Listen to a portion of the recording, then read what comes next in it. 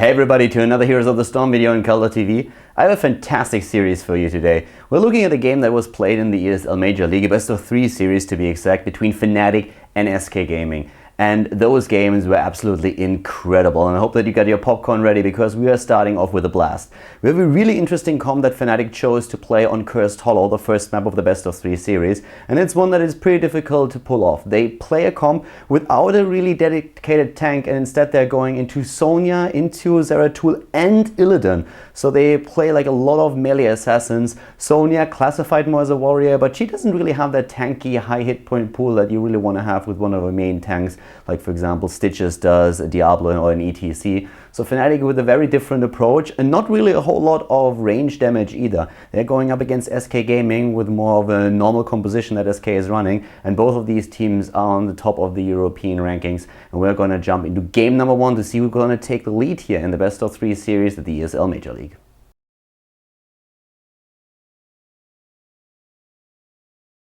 Welcome, ladies and gentlemen, to game number 1 in the best of 3 series here at the ESL Major League between SK and Fnatic. And we have a special treat for everybody out there because we have an amazing comp for Fnatic that we're gonna see here.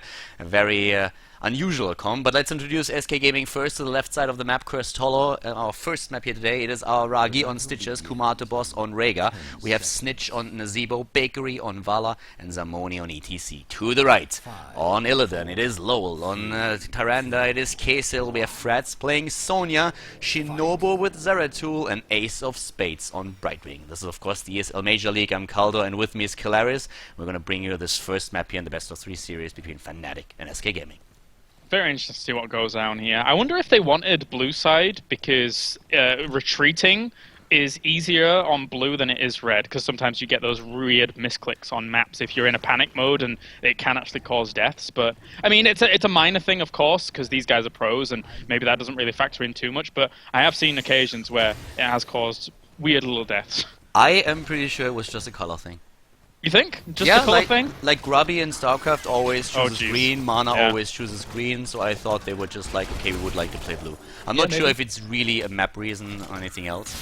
But be it as it may, I mean, we're starting with the game right now, and we have a double frontliner comp on the side of SK Gaming, as you can see, and that means that Stitches is going into a slam build again, compared to the sustain build that he would probably have chosen if it was a single tank for them. But the more interesting thing is really the lineup that we are seeing for Fnatic right now. They play with 3 melee assassins. Well, I guess Sonya being like that warrior hybrid, not really as tanky as the usual warriors that they have there, but we have Zeratul, we have Illidan, and we have Sonya in the same team, and that's a first. Definitely, and you know, the synergy between Tyrande actually picking up the Ranger's Mark there to have the Hunter's Mark on a lower cooldown is going to help out a lot if they can actually catch some people, get some good kills off there. And rapid displacement taken on Zeratul over the cleave, you know, it's going to make him all the more mobile when it comes to these fights. So already some cool choices coming out from them. Yeah, and one of the things that I really want to highlight again is that the entire comp that we're seeing for Fnatic right now depends a lot on, first of all, Sonya getting into the action and a lot on the burst damage. You're really trying to just like pressure your opponent as much as you can. You jump in with Illidan, you jump in with Zeratul, we have Sonya with the spear and then the constant slam, and all of that really puts you in a position where you can hunt down targets and you are trying to get in this momentum for your team where you just rush over your opponent. It's a comp that we haven't seen so far and that probably SK hasn't encountered yet either, but it is something that has a lot of potential and something that Fnatic was practicing for a long time, but this is the first time that we actually see it in action. I'm very excited to see if it's actually going to work out. If it doesn't, I'm going to be extremely sad. But Snitch actually taking some damage there, and almost got hit by the very center of that, making Arcane Precision all the more potent, as Ace of Spades tried to do a little bit of extra damage. But there is the Tribute up here, which is going to be rivaled against. Kumate Boss gets hit by the Owl, but Ace of Spades did get kind of caught there. Yeah, and he gets blocked very well. Nice stun though! Very well done by Kaysil, saving Brightwing. Ace of Spades gets away in this situation. But yeah, that was really well done. And of course a bit of experience given up now by SK Gaming to get the first tribute. We have level 6 versus level 5. And as you already said, I can only echo that sentiment. I'm really curious to see if it works out for them. They've practiced a lot in scrims. I've been watching a few of those games, but they haven't played it in competitive just yet. And I'm really curious also to see how SK Gaming is going to react to it in this game. game now, because I highly doubt that they've encountered this build so far. With the talents that are coming in, we have, by the way, on Sonya, a hero that we don't see that often, Shot of Fury taken. And the way that Freds plays it, he will go for every single slam talent that he can possibly get.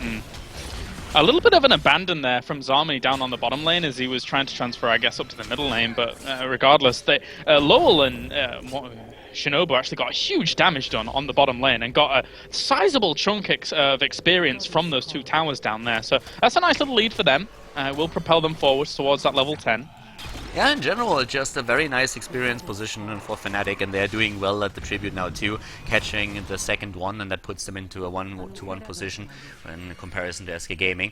Regarding the builds, we're having the multi-shot build on Vala, we're having Slam taken together with Tenderizer on level 7 for our Aragi. He really loves the Stitches builds, and he is one of those Stitches players that has a lot of hybrid builds that he likes to use, very dependent on the situation that he plays in. So now he still goes for Tenderizer, but he's still mostly concerned about the damage, not so much about the sustain here, as we see the standard builds on Rhaegar and on ETC. And up at the top, an attempt to take Ace down, but he's a bit too fast on his Brightwing and escapes the trap.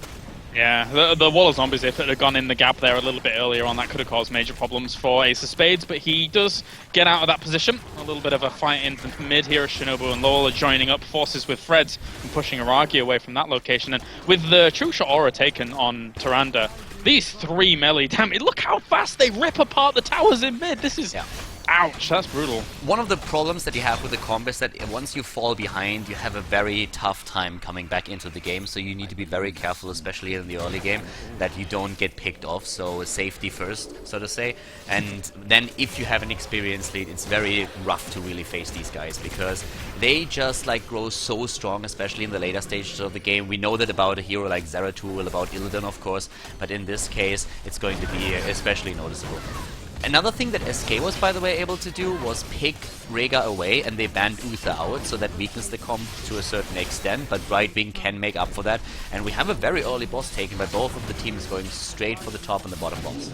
Yeah, difficult, unfortunately, there for... I mean, we saw a good read by SK to take the boss down to the bottom as well, whilst that one was being taken to the top, and it doesn't really open up too much opportunity for Fnatic to rival that, but they're going to push pretty darn hard up here at the top. They've taken their heroic abilities. It's going to be obviously Leap Void Prism, Blink Heal being taken, Starfall, and Metamorphosis, no doubt, on that Illidan. So that's a lot of damage that they're pumping out for the top here. Oh yeah, and especially you need Blink Heal with this, because as I said, there's no Rhaegar for them. They need a bit more burst heal, which they get with this. And of course, something like Emerald Wind doesn't make any sense. You want to be the hero that jumps into your opponent with everything that you have. You don't want to disengage. You want exactly the opposite. And there comes the leap already, and they're jumping in as we speak, going straight for it. ETC trying to go in there too. Zeratul with the Void Prism.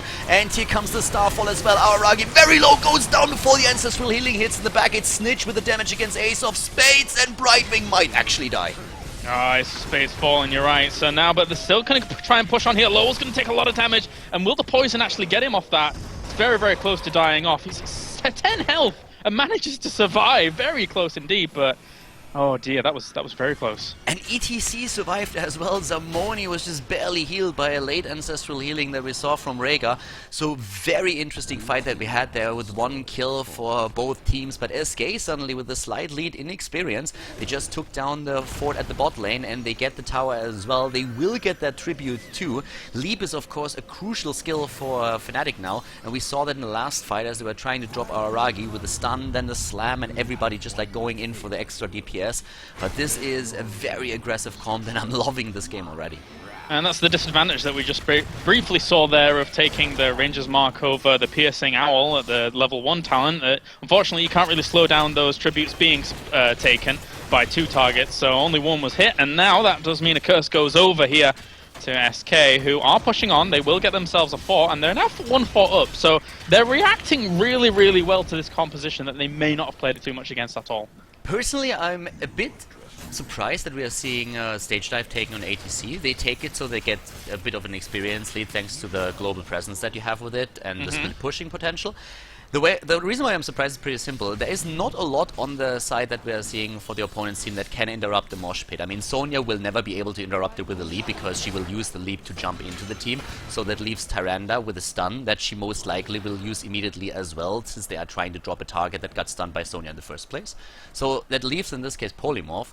And with Polymorph, well, you always want to keep that, even if you don't use the mosh pit. Polymorph is a great... Oh, he's by the way taken out over there, but nice blink kill save. But as I was about to say, like Polymorph, if you need to keep it there because you are afraid that your opponent might use a mosh pit, then you are still in a good position. So they lose a lot of the potential with their mosh pit. Stage dived into the back of that fight, and he's actually going to pick up Shinobu with that hook as well. Manages to blink out, but there goes the Nazeebo wall, and I don't think Shinobu's going to be able to survive through all that. Yes, he does fall. Kamatobot's going to get out the front lines. Yeah, and Freds goes down as well. SK is playing this really well, and Fnatic is struggling with one thing in particular. They don't get the leaps that they want. They only got one of the targets, and you could really see how especially that Reign of Vengeance gave them a lot of trouble since they weren't able to take Rhaegar down. If they kill that dog just out at the beginning of the fight, then it's a completely different ballgame. But the leap so far, they have not hit more than one target. Yeah, not too bad here by SK. Again, I've got to pay respects to how well they're handling this kind of composition at the moment, as they are dispersing now through the map, going to take easy camp, push out mid lane quite a bit, and they did take that wall up at the top, so that does give them that whole level advantage at the moment. The Illidan was trying to soak up down to the bottom to catch up a little bit, but it's not gone as well as they would like. SK is playing a very, very controlled game right now, and it shows. They are also going to have on level 16 then Pulverize on Araragi, which is going to be great against those melee assassins, so that's going to be a great talent. Another interesting choice that we're seeing is on Brightwing on level 13. Back in the days it was of course always Blink that you would take here, but ever since we've seen a lot of different talents taken, one of them being Sprint, and in this case it is the Fate's Shield. So that's a pretty cool talent to take if you're thinking about how this comp works, like with those melee assassins being up at the front line and needing a bit of additional health or like shields. So a pretty cool thing to have. Yeah, it's got a 60-second internal cooldown, I think, though, or something like that. So you need to make sure that it's working for you. Otherwise, it's just a completely wasted talent at that point. So you've got to time it out right. He's going to blink in, though, here. Phase shift in there to actually help that kill out, and he does get it. But here comes Zarmony with the ult, as well as the Ravening Spirit. Yeah, Zarmony is already there. Ravening Spirit is still doing work. Freds had a horrible leap there, by the way. Didn't hit anything. They killed Stitches regardless, but that was a close call there. So Fred's leaps in this game are definitely off. I'm not sure what's going on there, but yeah, I don't think we saw him with a single leap that really did the work that they were trying to do. But they got Stitches regardless, so in this case it didn't matter too much for them. They have fight a 4 versus 5, but they don't get the tribute. SK is moving in, and that was the best out of the bad situation. So very well done by them. Good multi-shot slow there on the majority of them, so he can actually back off and get out of there with the level 16 talents. Double blood for bloods being taken by Rhaegar and Vala. It's going to be imposing presence and lots of slam over on Stitch's side of things. Yeah, Brightwing, of course, he's trying to get the extra experience to give them the level 16 talent too. And with those Blood for Bloods that you already mentioned, this is great when you have to, first of all, keep yourself alive and also try to drop a single target that they can maybe like coordinate that properly.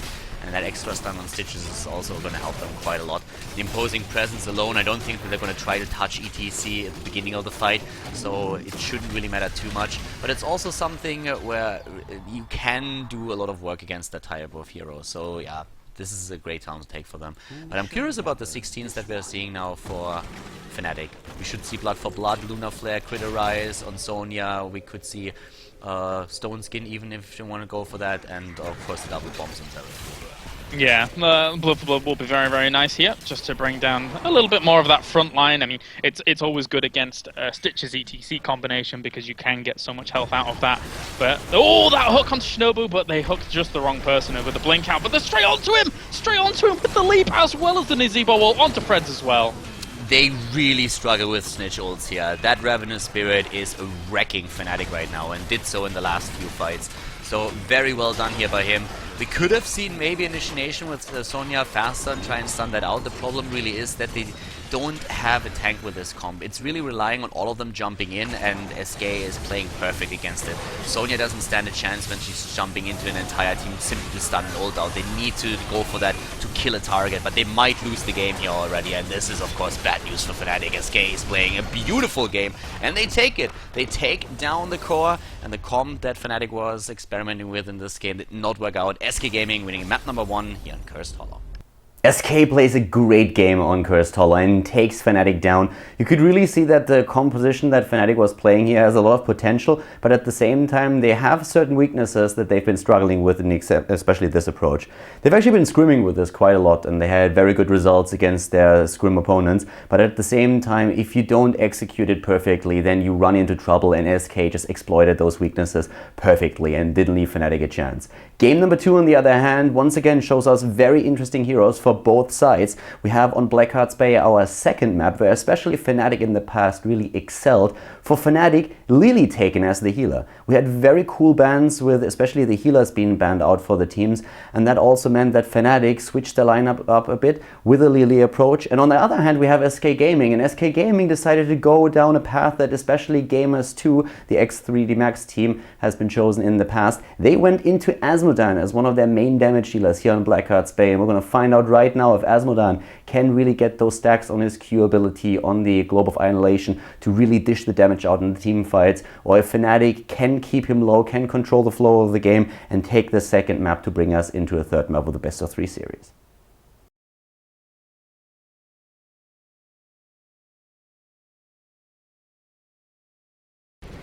Game number 2 on Blackheart Bay in the best of 3 series, ladies and gentlemen, between Team Fnatic and SK Gaming. And we have once again really interesting compositions here. SK Gaming is in the 1-0 lead in this best of 3, so they only need to win one more map to take the series here, and therefore also a potential spot in the playoffs. To the left side of the map we have Fnatic with Ace of Spades on LiLi, yes you heard right, KSL on Zebo, Lowell on Illidan, Shinobu on Vala, Freds on ETC, and to the right side of the map it is SK Gaming with Araragi again on his stitches, Zamonia on Tyrande, so great synergy between the two of them already. Bakery with Sergeant Hammer, Kumatovas with Brightwing, and Snitch going for Azmodan this time. Excited to see how this is going to work out, as we have SK already moving up towards the Watchtower. They have Stitch's level 1 king, so they don't really want to be going too close to that, and they are just waiting around up at that top lane, making sure they don't get hooked. Yeah, and Ace just screwed it up, because he was in range of the tower vision when they were trying to lay the trap up there at the top. And I'm pretty sure that SK Gaming saw that, so yeah. LiLi has been spotted there, and Ace is trying to just move down. But yeah, that trap didn't work. I don't think it would have worked either way, because you kind of expect that to a certain extent. SK Gaming would have played that with an owl, I guess, but in this case it was even easier for them to use it, since we already saw, or since they saw LiLi move up to the top into that dust cloud. And something that's very important about Taste for Blood with Azmodan is that you have to make sure, wait, hold the phone, let's get into this team fight a second, as they're going to take a lot of damage to Ace of Spades already. He was polymorph during that, no healing coming out from him, but Aragi also, is not going to get a hook, there's a zombie wall in the way. Yeah, we have 2 for 3 coins at this point. And I guess what you wanted to say is that usually you try to combo something with Azmodan so that you get the entire wave, right? Yes, and needs AoE yeah, support. That's why we oftentimes see him with a hero like Tassadar, sometimes you see with Vala as well. Snitch is going to have a bit more trouble in this game getting those Q stacks, and of course Fnatic, they are a team, they know very very well how to deal with Azmodan. I explained earlier in the draft already that we had a match that they played against Gamers 2 on this map in particular with Azmodan that they were able to completely dominate. They're going to look for an early finish like in the mid game against Azmodan. A little bit of damage coming into him though. He's actually caught in the zombie wall and does end up falling very quickly. If you're going to be using that laser and you do get locked down at that point with 3 heroes, you're almost a goner at that point. Yeah, and that's one of the strengths that we have from Fnatic, that they really have a very, very aggressive comp once again. LiLi, a pick that Ace of Spades chose here, and where he's currently going for even the Timeless Creature, so more like a damage build as well with the Cloud Serpent that is being used here. We're having Lowell now rotating through the small camps and getting additional coins. So that's a lot of DPS that we're seeing on the side of Fnatic, and they are really going to try and not only dominate the objectives, but then also try and push in once that they have the opportunity to do so.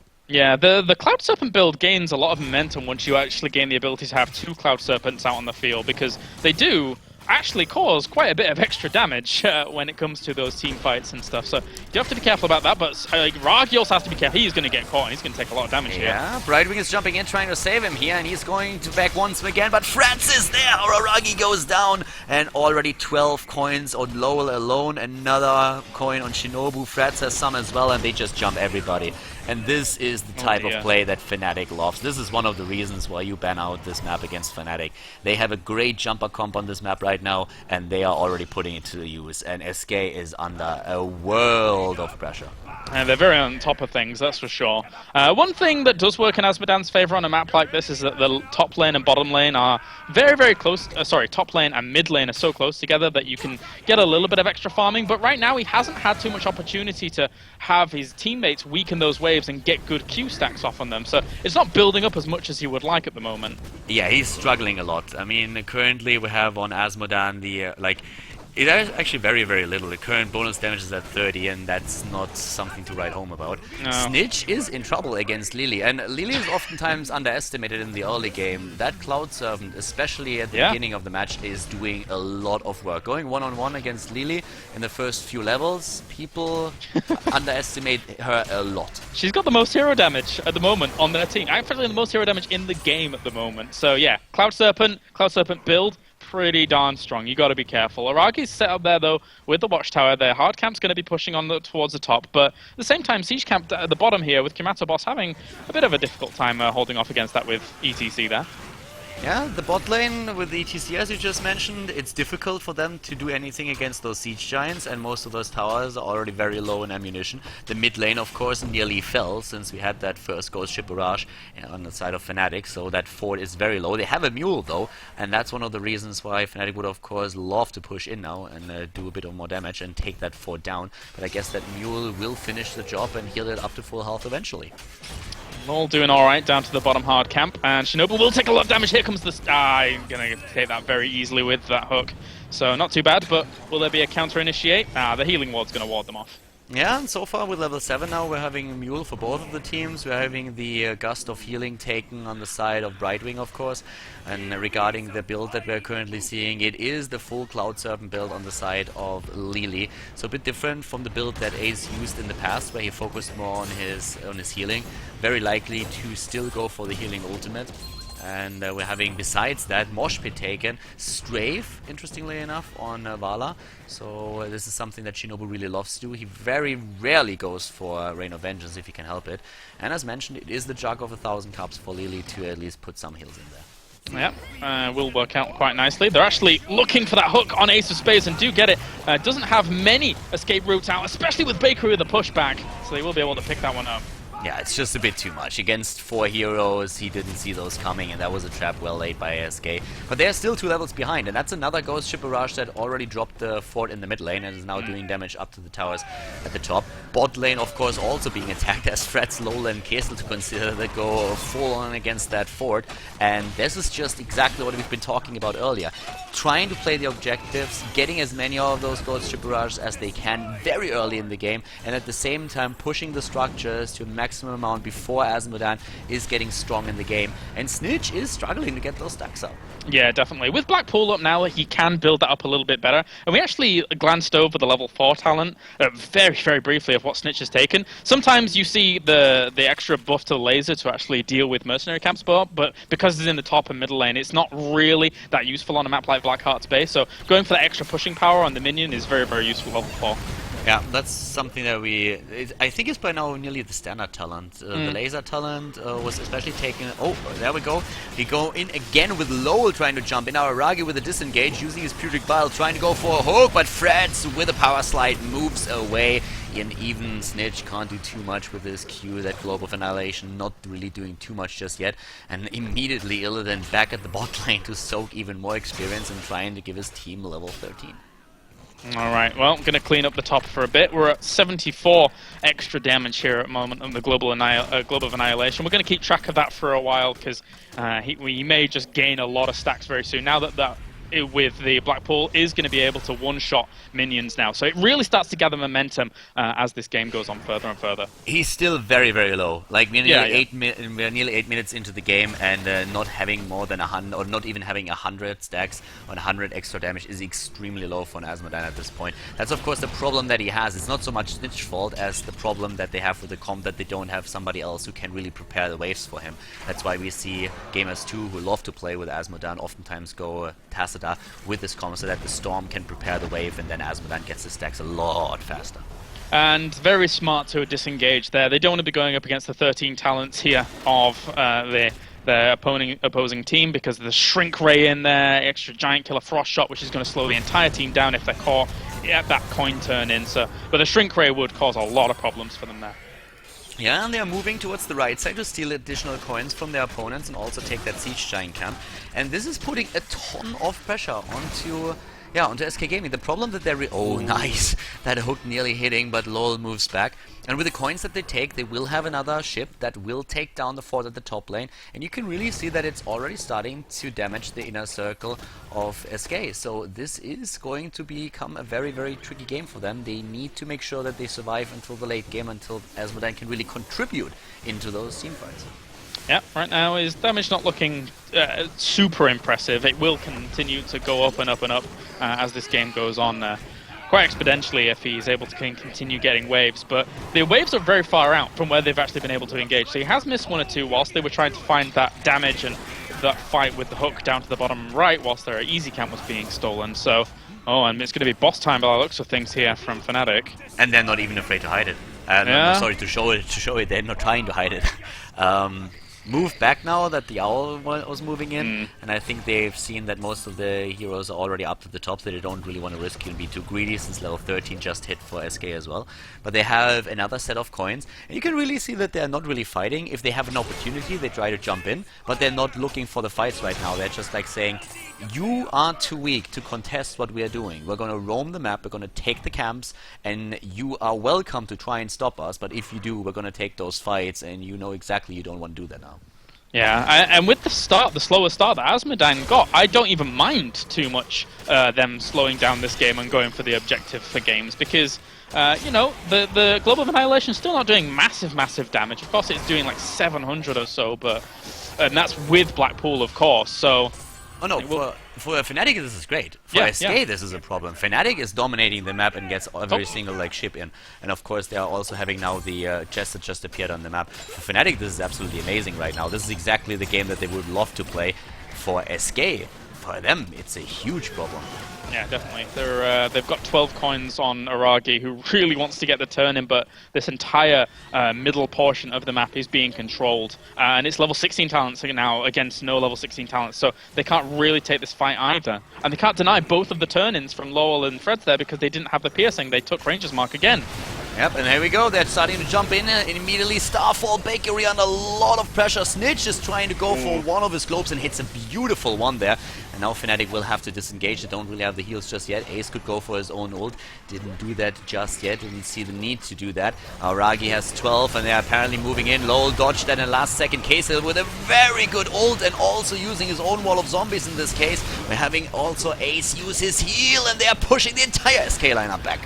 Good sustain though from both sides. The 1,000 Cups though is now on cooldown for Ace of Spades, so he has to be careful, especially if another actual Globe of Annihilation lands, but he's going to go for All Shall Burn onto Lowell there, move back slightly, and Zarmany going to take quite a lot of damage. He is on the pursuit, he's going to end up falling, so a nice pickup there for Fnatic. And they're going straight for the next hero, Snitch with another good glow, but what about Kumato Boss? He's extremely low, but heals himself in the last second. Snitch is moving in, but gets powers, face melted it away, so couldn't use his laser any longer, and that's even more coins that we're having for Fnatic now. They took down Tyrande, they took the coins away. We're having them with a level 16 talent that they could utilize with a double blood for blood and the additional damage to the Serpent Cloud and the Cloud Serpent. And the problem really is that they have another ship. I don't think that SK got a single ship yet, so all those bombardments doing work against SK, and this is exactly the game that Fnatic wants to play. They were very, very happy. I said it in the draft and I say it again, they were very happy when they saw that Azmodan picked. Yeah, seems so.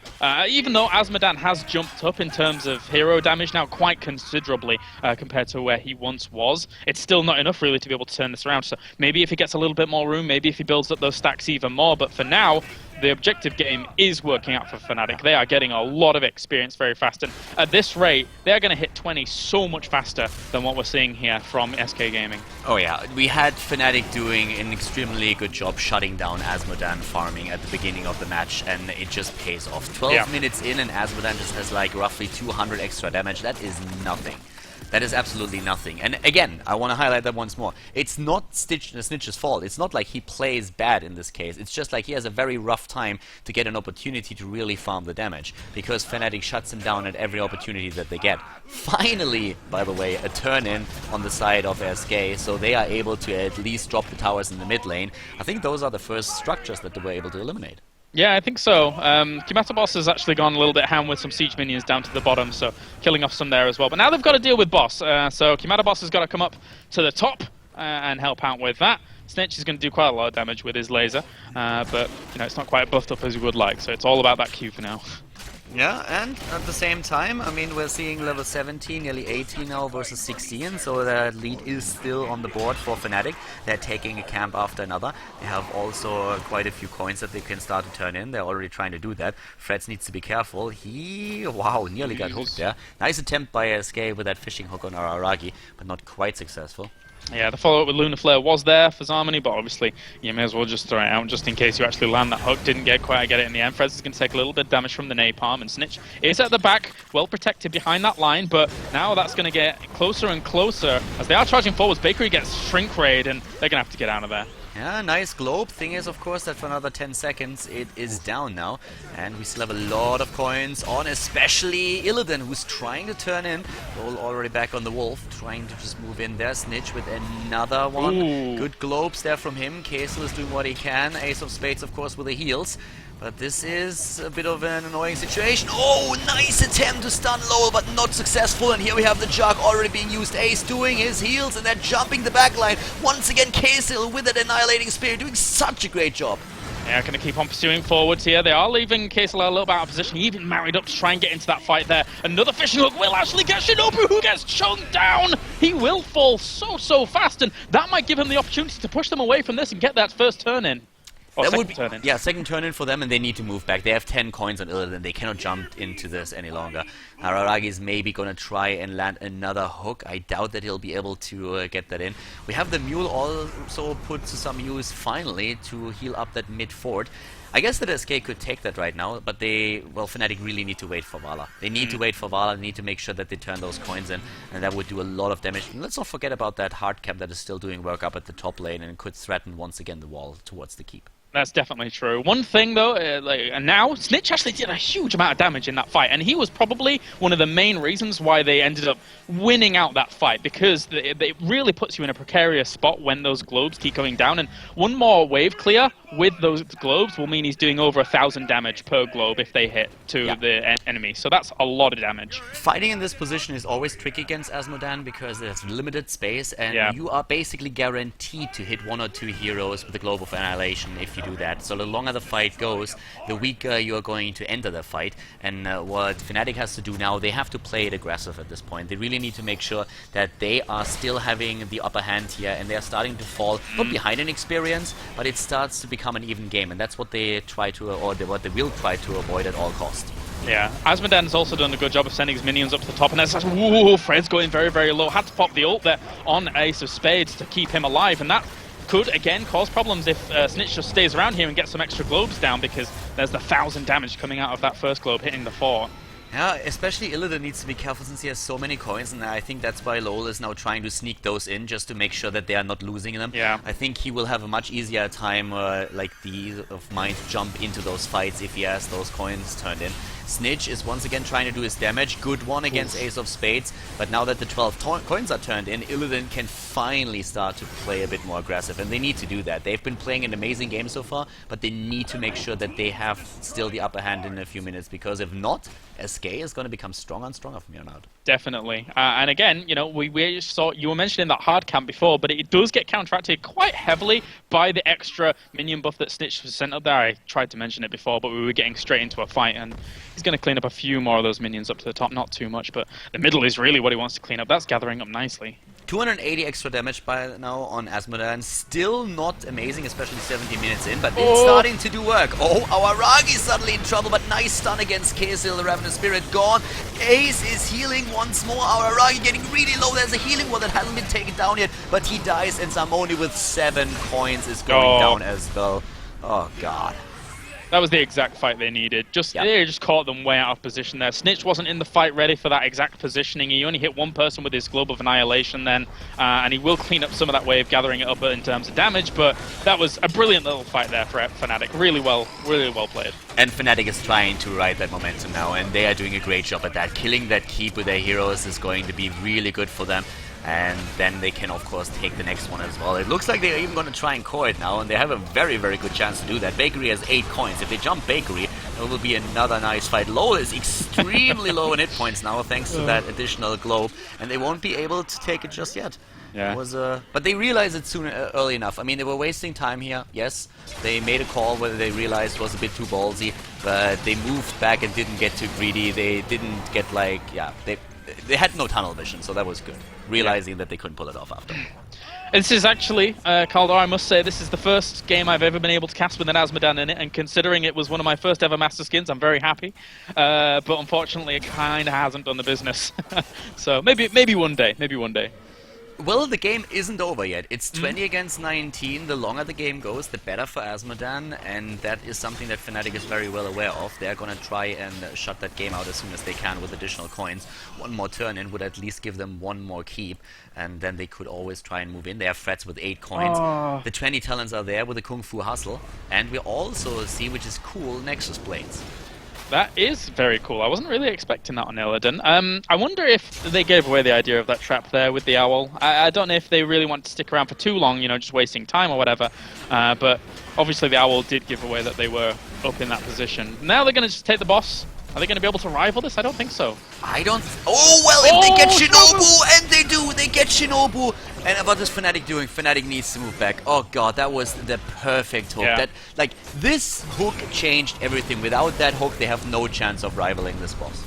Yeah, and they get an extra wave as well here with Azmodan. He's going to clean that up, and now with the boss pushing forwards, they're going to eventually just go down here and get another turn in of quite a lot of coins. I don't think that adds up to 20 though, so they need to take the few more on the right hand side here and be able to actually get that 20 so they can get that turn in. Yeah, so they're getting the coins, they're turning it in. Both teams now on level 20. Very nice game here with Nexus Frenzy now taken with the additional polymorph thanks to Rewind on Brightwing, and we're having at the same time the 5th circle also taken on Azmodan. This is now suddenly becoming a very close game. So far Fnatic has actually dominated things, but now Azmodan is getting stronger and stronger, and with them taking that boss, that hook was just... that was brutal. That was exactly what they needed.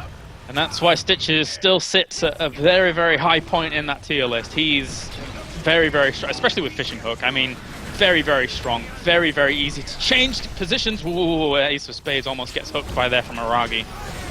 Yeah, they got the turn in, but now they're trying to, of course, defend against that boss, and at the same time we're having the entire lineup of SK just waiting for an opportunity to pick one of the heroes. Stitches is going to have a hook in a few seconds again that he can use there. The attempt to kill the keep with another Global Annihilation, no hook. Araragi misses that, and they can't keep the keep alive though. But we have another keep dying on the side of SK thanks to the barrage from the Ghost Ship.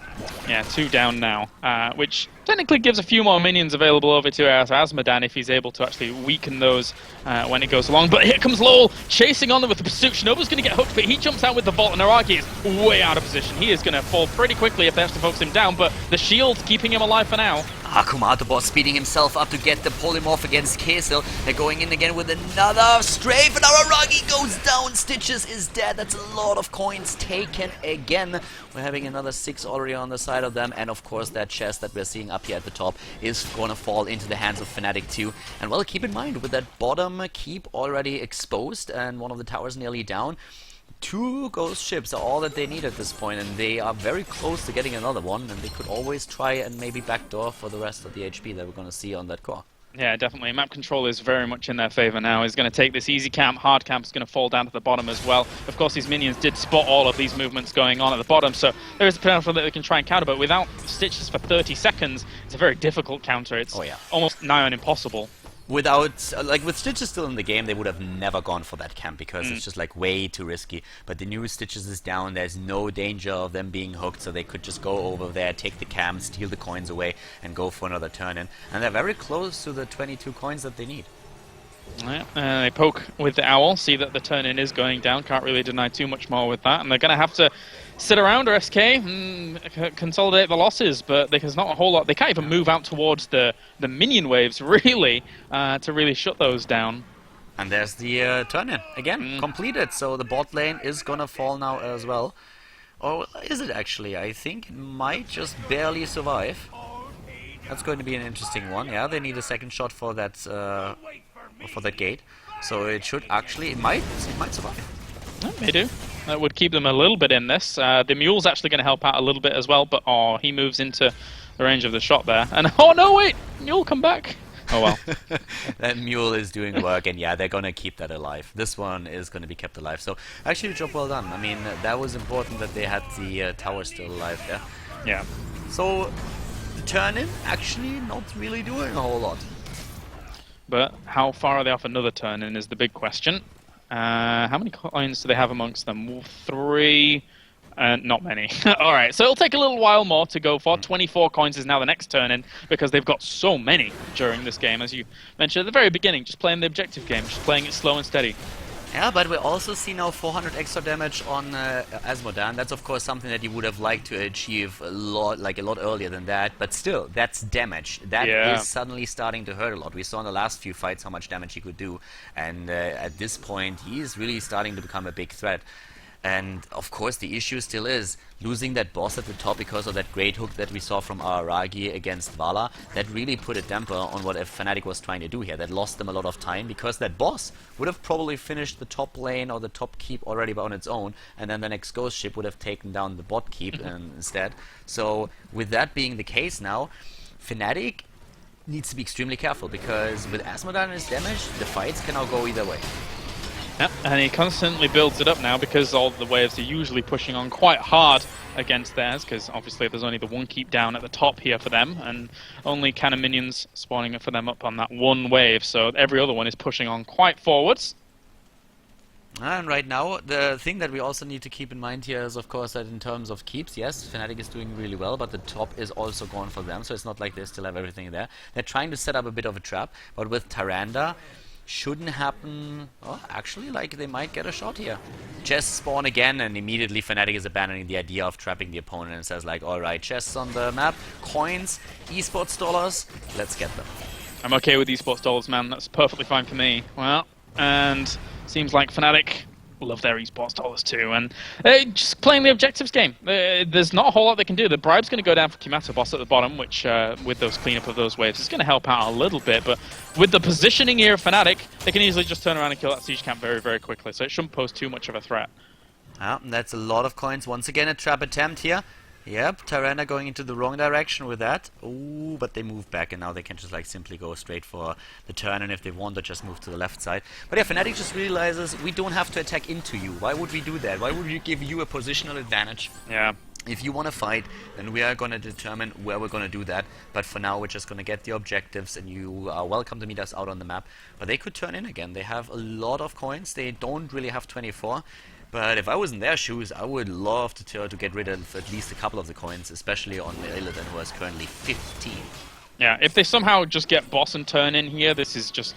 It's going to be lights out. There's not a whole lot they can really do about this. Snitch is going to continue cleaning up these waves and slowly building up even further, so 1,500 damage when he's in that inner, that black pool even. But they know that boss is going to be the highest point of contention very, very soon. Yep, and, well, the boss is of course an issue, but also they have enough coins now for another turn-in. So they can do that, or at least I think they do. If not, they will once that they have the Siege Giants taken towards the left side. It's 8 kills against 4 kills in the game, and we're having by now like very solid damage build up on Azmodan. He is like about to enter the 500 damage bonus. They almost got bottom keep actually with this minion wave, as well as the siege minions that did quite a bit, and they spot Valor down to the bottom. This might prompt them to go for boss here, considering how far positioned Valor is, but with that turn-in, I mean, that's going to do a huge amount of damage to the keep, and then also core. They could backdoor. Yeah, they could. They could just go for it right now. They have to assume that they are up at boss after seeing them nowhere else. They saw the owl too, and so they know where they are. And yeah, this is Fnatic will have to abandon, and they abandon already. They abandoned it already, and that's all the time that they needed. Oh, and did they cancel the TP? No, they didn't. The boss is actually still active, but Kumato boss is jumping back. Fnatic, they need to be careful that there's no hook. Oh, the stun against Fritz, and hook. Nope, still down. Still down, so they can move back, but boss is at full HP again, so very nice move that we saw from Fnatic here, disrupting that in time, and also killing, of course, not only Keep, but also doing damage to the core now. Yeah, all just a waste of time there in the end, unfortunately for SK Gaming, who were up against it, and they had to try and make something happen, but unfortunately, they didn't quite find the window they needed. They were so close to killing that boss and having that push on towards core and causing a lot of problems for their opponents, but unfortunately, that was not the case, so Fnatic still playing this out very, very well. Yeah, Fnatic playing the same move again. They are going once more down to the bot lane. They're going to try and push in, and this is now a Oh, nice! That owl actually saving them. Without that owl, they wouldn't have known about the position, and they would have been exposed. They need to TP back again, and they're already doing it. The boss at the top lane, leashed again at full HP. Zamoni actually late on the TP. Zamoni cancelled apparently. He's very late on that. Uh-oh, they really need the damage out here to threaten and push this away, and Kessel almost half of his health from a single Globe of Annihilation, but yeah, they know the threat is real, but they can still continue to play out slowly. 3 seconds on Aragi's hook. Oh my god, that was an art of work by Kessel. Very well done here. Great wall of zombies blocking the Stitches hook. Yeah, very, very nicely done. And they just back off, do themselves a hard camp down to the bottom, and now they're going to have to work themselves up to 26 coins, but they can because they have a lot of map control. Yep. And they are trying to, of course, like, assemble the coins again, but this time it's going to take an eternity. And by now we have Snitch with more than 500 extra damage, 29 minutes into the game. We're also seeing a sizable amount of coins, and let's keep in mind that those Skulls chips cost currently 14 coins for SK, which is absolutely nothing compared to what we're having on the side of Fnatic. So pushing down another keep is going to be much easier for them than for their opponents. Ooh, and they could get some of the coins here, as hard camp is being done up to the top, but obviously they'll have to clean that up eventually. Another thing is, though, that the boss here might be... if you can sneak that boss in, 29 minutes into the game, that boss alone can threaten a course. Like, yeah, he's brutal. This is getting really dangerous.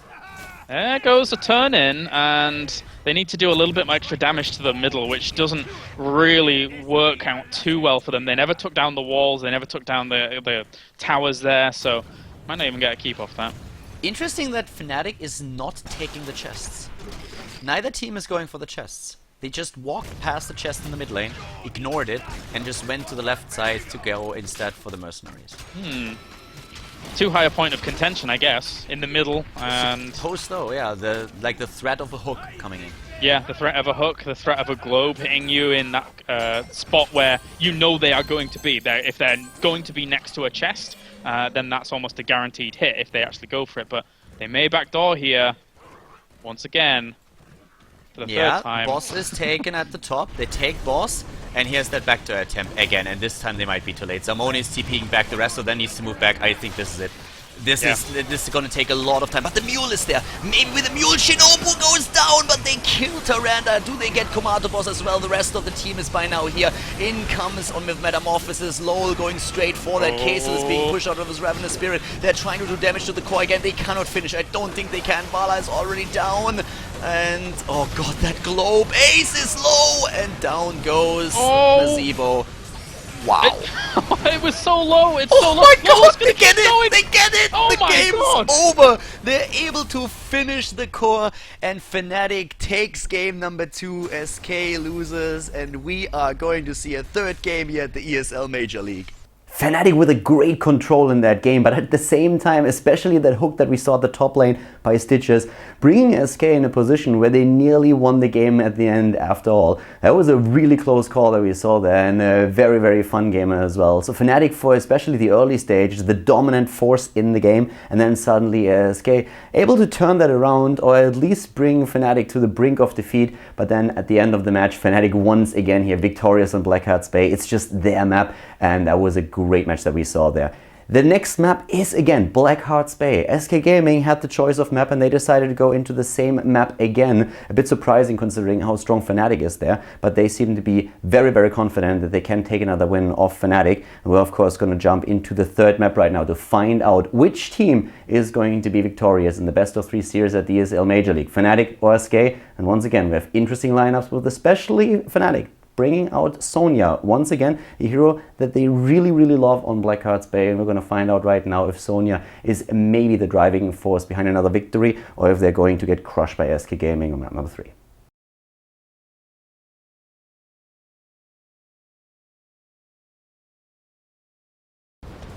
Alright, game number 3, everybody. We are jumping into the final map between SK Gaming and Fnatic. Towards the left side of the map, we're having SK Gaming in blue, Araragi on Chen this time, Kumato Boss on Rega, Snitch playing Nazeebo, Bakery on Sergeant Hammer, and Zarmoni on ETC.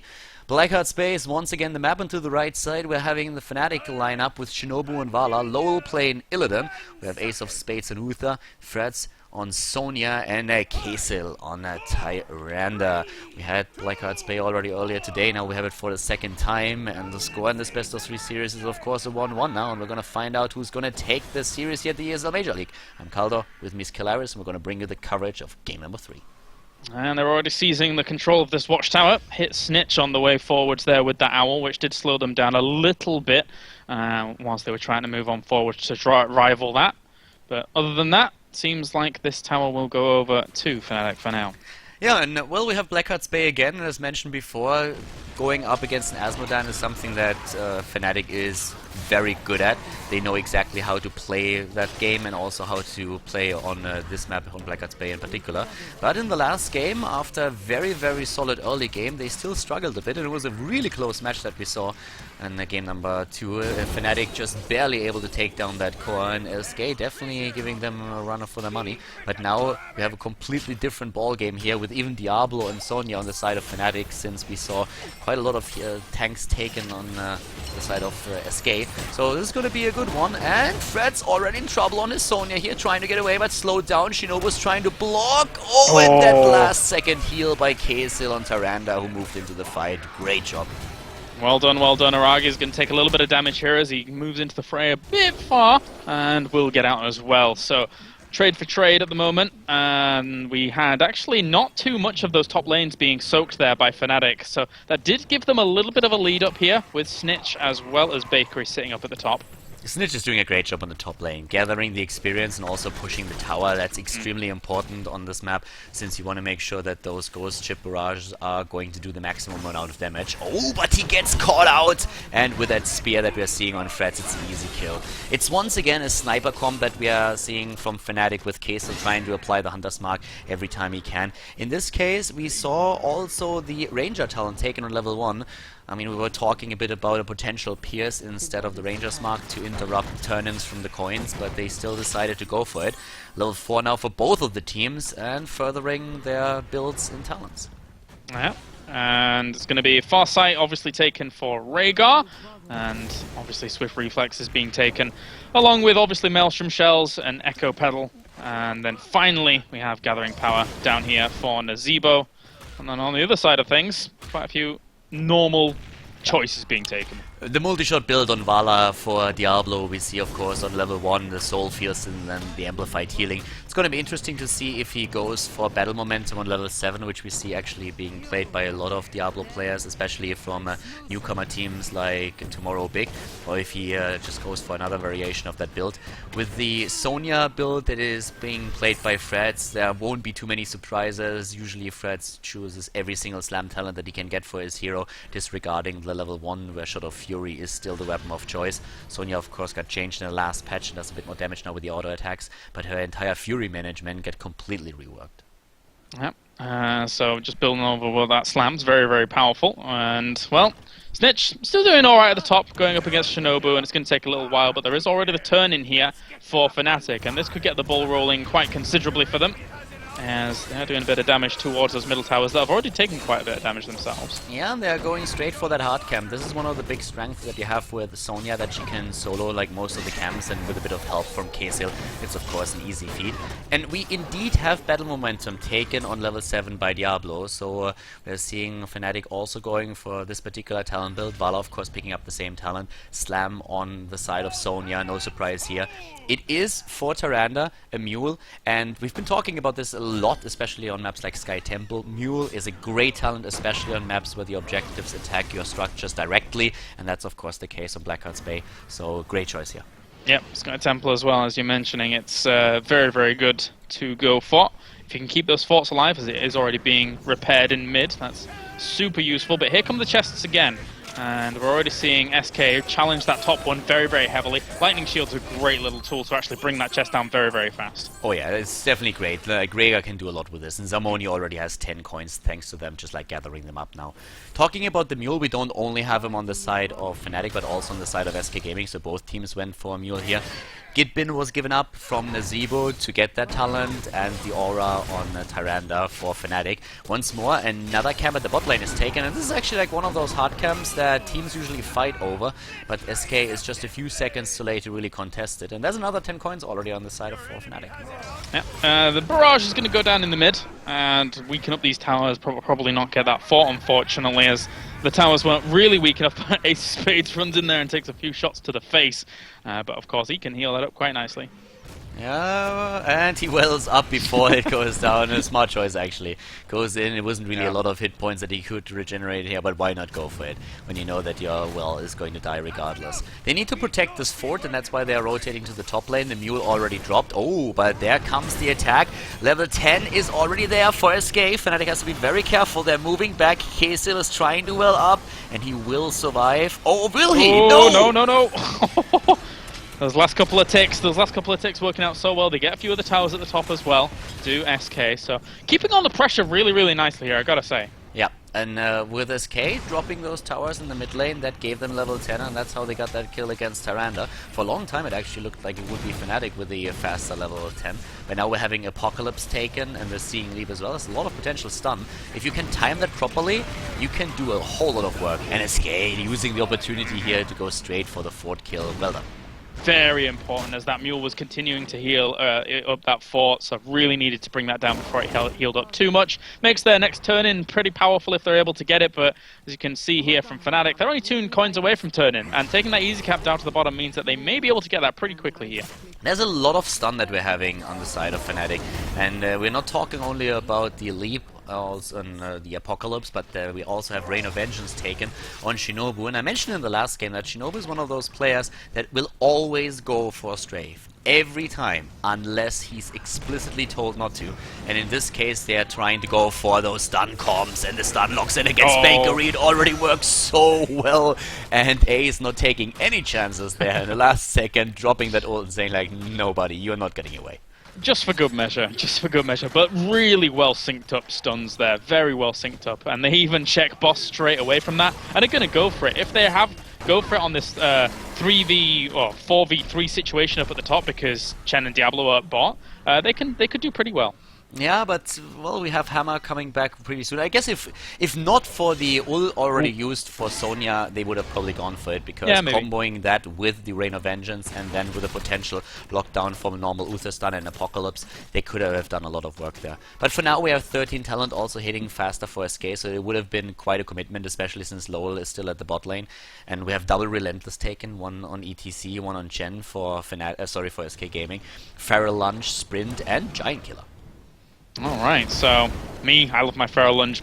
It's beautiful. It's a beautiful talent, and I hope it's able to bite some butts pretty soon, because it's lovely to watch some kills go down. We even saw the Zeratul in one of our previous series go down. The Commander boss is actually going to jump onto Shinobu there with the support of Bakery, pushing them away from that chest, so not too bad. Yeah, Zamoni here with 14 coins now. 14 coins for him. Regarding the talents, we're having now Frost Shot used on Vala. We are seeing Slam talents again by Sonya, going for that additional damage that you have with that, or the Fury reduction in this case. Now, in the middle, this is of course now the time to contest your opponent's attempt to turn in for Diablo from the shadows with the additional charge range. And this is going to shape up for a really nice game. I mean, at this point, we're still having Snitch at the top lane, and he is soaking a lot of XP for his team and also threatening that fort. Yeah, he is. He's been doing that for quite a while, not really leaving that top lane at all for a long, long time during this game. Easy Camp as well as Hard Camp are going to be started by both of them here, as Kimataboss even throws down the healing ward to help that out, and Bakery's going to give us a little bit of support, but they could get the steal on this Easy Camp, and they're going to jump in straight onto his Harmony, and he's got 14 coins, so he has to get out of there. He can't rival that at all. That was a bit of a misstep there by KSL. I'm not sure if he was outside the range when Freds was starting to jump in, but they did not play that stun lock perfectly. They could have killed ETC here. That's 14 coins, and it might have been a bit tricky, but they might... if Ace has to use a sprint for that, I feel it is definitely worth it. And in this case, they kind of missed that opportunity. That's 14 coins there. That's a kill. That is very unfortunate for them that they didn't get it. They had an opportunity and they kind of... And they may end up getting a free boss here, considering that they were all down at the bottom doing the hard camp. They knew they were all down there because of the impact of that easy camp being stolen. And Shinobu now might pay for his troubles as he went in a little bit too far there. Even Ravaging Spirit using to kill him off, and they can pretty much get this boss no problem.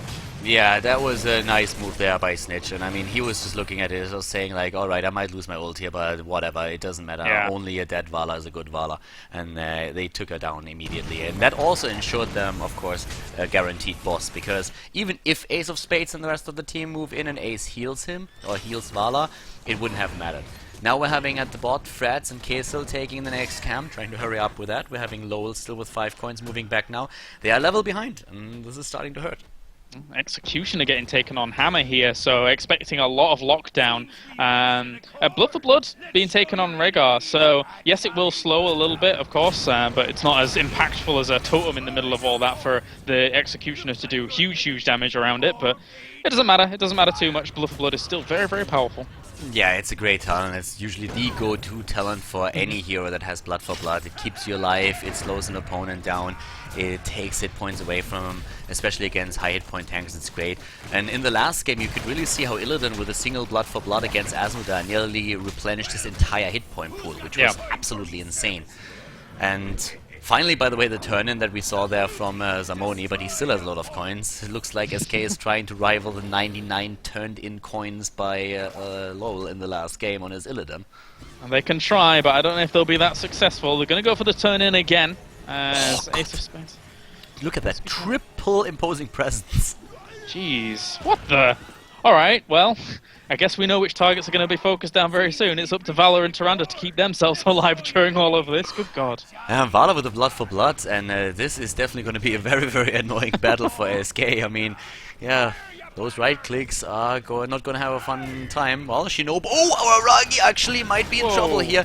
He is still in a position of his ult, so he could use the Wandering Keg. ETC is jumping in as well. Where are those stuns that we are looking for? Lowell is moving away. Nobody using his ult just yet, except for Tyrande. Here comes the Freds with the jump in, and they try to take down Kumato-boss, but they don't get him, and the Ancestral Healing is not being used yet either. Oh, Lowell didn't even die during all of that. I can't believe he's still alive. Araki's going to take quite a bit of damage, but here comes the Nazebo wall, picking up so many kills with Kaisel falling as well. Shinobu is on the retreat out. He hardly had any time in that fight with the Wandering Keg zoning him out, and he's going to die off. There's no way he's getting out of there. Nah, he's not going to make that, and this is an entire team wipe. Diablo is already back again. The big problem in this fight was really that either Lowell has to wait for... He used his ult in the last second before he was about to die, or a bit earlier than that, but the problem is if you use that and lock it down with the rest of your opponents, just like, or with the rest of your team to kill one target, Rhaegar, then they might get that amazing stun lock from stun into stun into stun, which they didn't get in the end. But if he doesn't use it for that, he should wait for the ult from Snitch, and Snitch played that like perfectly. He waited, Leap is gone, he waited, Apocalypse, gone, and then he said, alright, you have no stun anymore, here comes my ult, have fun dealing with that, and he obliterated Fnatic. Brutal fight, and really well done there on the other side by SK as For now, they've lost the turn-in. They've lost quite a bit of experience from that, and they're just going back to all their lanes here and soaking things up. So, tough there for Fnatic. What do they do now to recover? Because they're going to lose themselves a keep, and that's going to pin them in a position where they don't have much map control. The thing for Fnatic is that in those fights, if they are able to just get once that stun comp off perfectly, then they can annihilate any target in this entire team. I mean, there's nothing really stopping them if they get that sync down perfectly. It's not easy. If you have to coordinate like 5 heroes and their stuns, this is definitely not something that comes easy, especially if you have a lot of those that are timed, like Diablos, like the Rain of Vengeance on Vala. But it is possible, and if they get that in a single fight, they can turn with one fight the game around, and that is of course a danger that especially SK is very well aware of.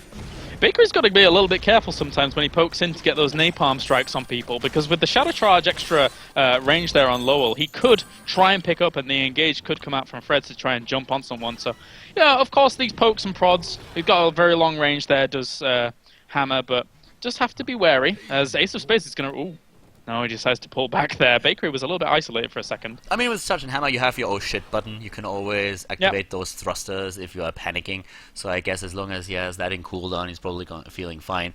But yeah, you're right. If he is caught, then of course he's going to be in trouble. I mean, he died already once earlier today when he got locked out. Problem is really that Fnatic will have to deal with the level 20 talent of SK Gaming very, very soon. They're still rotating on the map and trying to go maybe for another turn-in, but especially that far side on Rhaegar is giving them a pretty tough time to go for a proper setup without being detected. Yeah, definitely. And the hard camp up with up to the top lane with the minions as well did actually a lot of work, but Ace of Spades is pinning these guys in here. Gonna get the jump on. Here comes Apocalypse now, but at the same time, it gives some room for the Nazebo to come out. Yeah, but we had finally a good stun lock there. Oh, but Shinobu needs to run away, and Kazel is on the hunt as well. They lose one.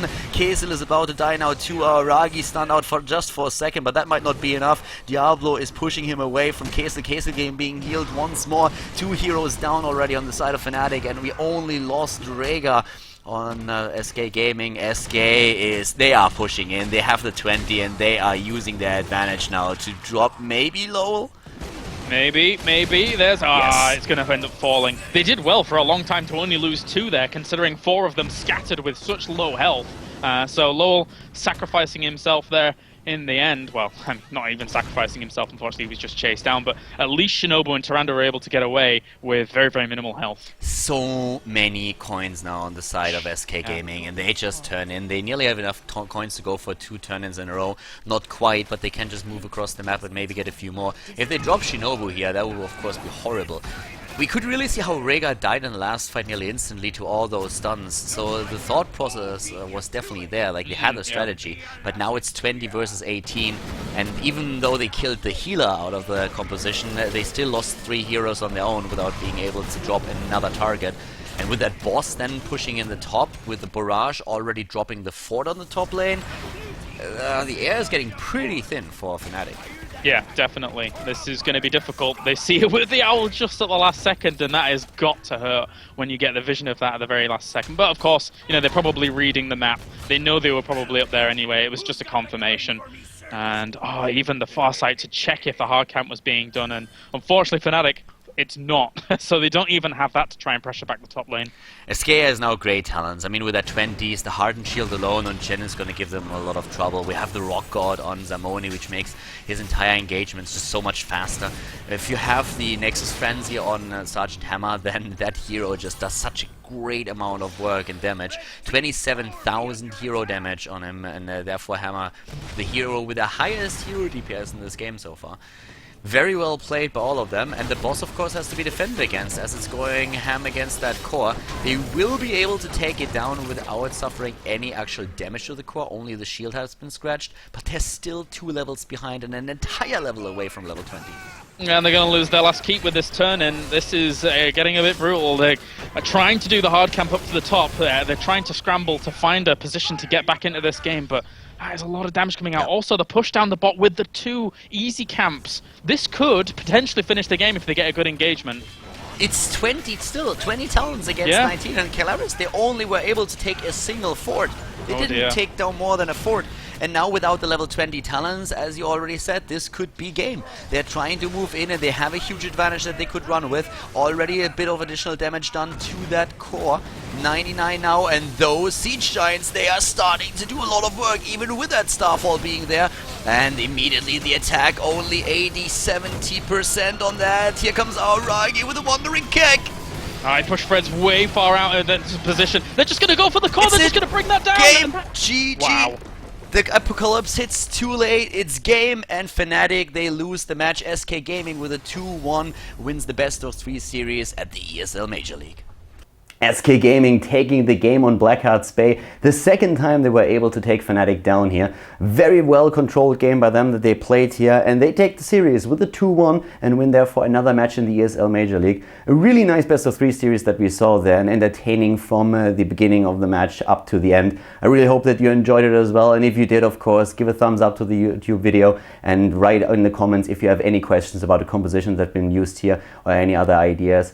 And of course, if you haven't subscribed to the channel yet, you should definitely do that, because there's a lot more videos to come in the near future, as well as, of course, tutorials, guides, and highlight videos. Guys, this is it for today. I hope that you enjoyed the show, and I'm going to see you next time here on Khaldor TV with more Heroes of the Storm. Have a good day, and bye-bye.